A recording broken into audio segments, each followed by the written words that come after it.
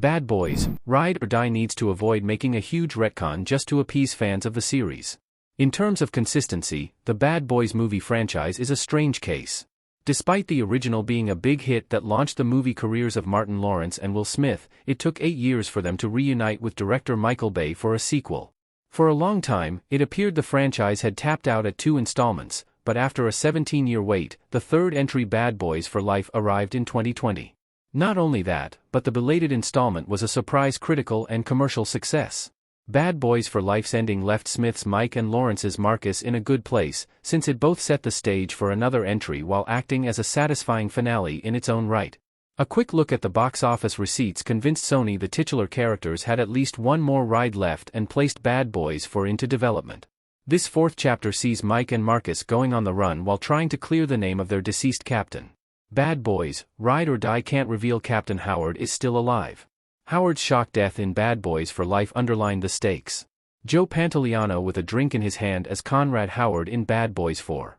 Beloved character Joe Pantoliano has been stealing scenes for decades in everything from Midnight Run to The Matrix and The Sopranos, and his work in the Bad Boys series is no different. His character Captain Howard is almost a parody of the stereotypical angry captain from every 1980s cop movie, but Pantoliano still brought some warmth and humanity to the part. Howard's death in Bad Boys for Life came as a shock to audiences, with the captain taking a bullet to the neck from Armando, Jacob Scipio, who is later revealed to be Mike's secret son. Trailers for Bad Boys, Ride or Die confirm both Armando and Howard are returning, with the latter being posthumously framed for corruption. Mike and Marcus set out to clear his name, with Armando also seeking redemption by helping them in their quest. The sequel suggests there was more to Howard's assassination than Bad Boys for Life revealed, with the captain's own past playing a role. While it's nice to see Pantoliano back in the form of a video message, Bad Boys, Ride or Die must resist the temptation to resurrect Captain Howard. First of all, it would be tricky to undo his demise, considering Mike was right there when Howard was shot and held his bullet wound as he died. Ride or Die could still find a way to reframe this, explaining Howard had to fake his death, or it was all an elaborate ploy by the sequel's shadowy new villains to take him out of commission. Even the best writers in the world would struggle to make this plausible, however.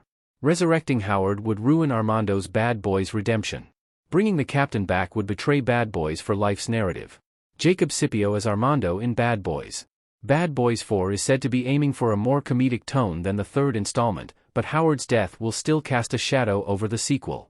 Mike and Marcus were close with Howard, so having them chum around with his killer will generate some tension.